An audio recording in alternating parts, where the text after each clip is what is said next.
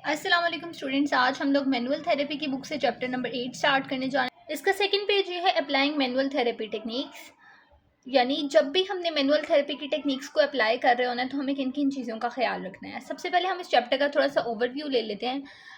आपको ये बात पता होनी चाहिए कि आपके जो जॉइंट्स हैं उनकी जो फंक्शनल एनाटमी है वो वेरी करती है। ठीक है, आपको इस चैप्टर में इस चीज़ के बारे में बताया जाएगा।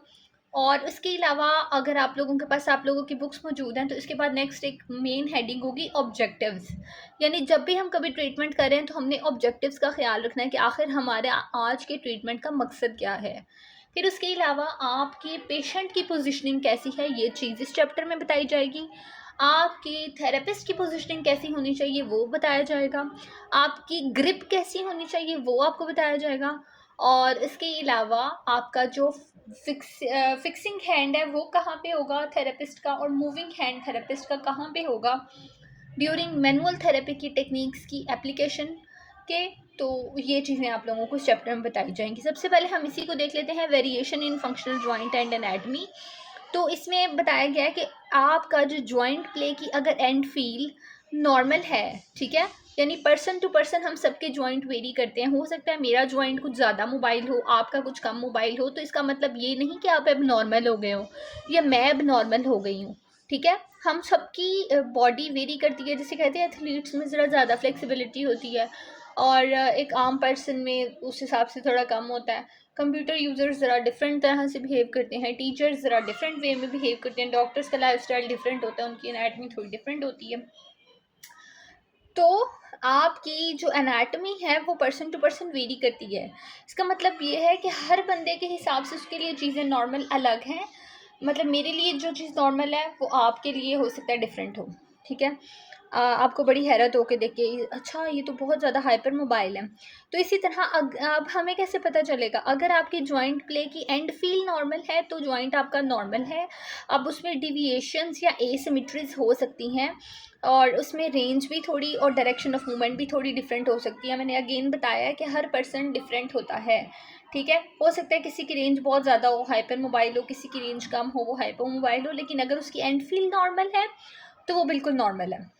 अगेन वही वाली बात जो मैंने आपको बताई है कि person to person, individual to individual vary करता है और विद इन वन इंडिविजुअल भी इवन वेरी करती हैं चीज़ें।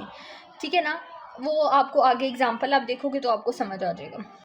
अब ज़रा एग्जांपल देखते हैं। उन्होंने कहा है कि सपोज़ आप कर रहे हो जॉइंट प्ले टेस्टिंग, और कौन से जॉइंट की कर रहे हो, एक्रोमियो क्लेविकुलर जॉइंट। एक्रोमियो क्लेविकुलर जॉइंट अगर आप लोग डीपीटी के स्टूडेंट्स हैं तो आप लोग को अब तक पता चल गया होगा कि एक हमारी क्लेविकल बोन होती है जो कॉलर बोन होती है ना। ठीक है, और एक स्कैपुला होता है पीछे। ठीक है, उसका एक्रोमियन प्रोसेस आके क्लेविकल के साथ जॉइंट बनाता है, उसको हम एक्रोमियो क्लेविकुलर जॉइंट बोलते हैं। मैं पिक्चर अटैच कर दूंगी, आपको पता चल जाएगा कि इस जॉइंट की बात हो रही है।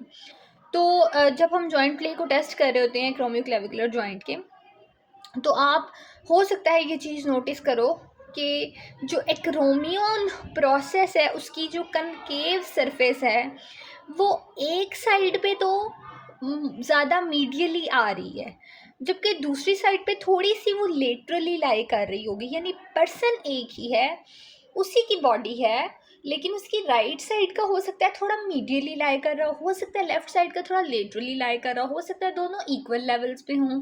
ठीक है, तो ये थोड़ी बहुत वेरिएशन आ सकती है उसकी बॉडी में। इसी तरह अगर आप एक पेशेंट को टेस्ट कर रहे हो, उसकी सर्वाइकल की रोटेशन को टेस्ट कर रहे हो, तो अगर आपकी एंड फील नॉर्मल है तो सब नॉर्मल है। हालांकि आप अगर टेस्ट कर रहे हो और आप नोटिस कर रहे हो कि 10 डिग्री की ज़्यादा राइट रोटेशन है और जबकि लेफ़्ट रोटेशन में थोड़ी सी ना कमी है, यानी राइट रोटेशन 10 डिग्री ज़्यादा हो रही है, लेफ़्ट रोटेशन 10 डिग्री वही वो जो था वो कम हो रही है, लेकिन एंड फील नॉर्मल है, तो हम कहेंगे कि ये बिल्कुल नॉर्मल है।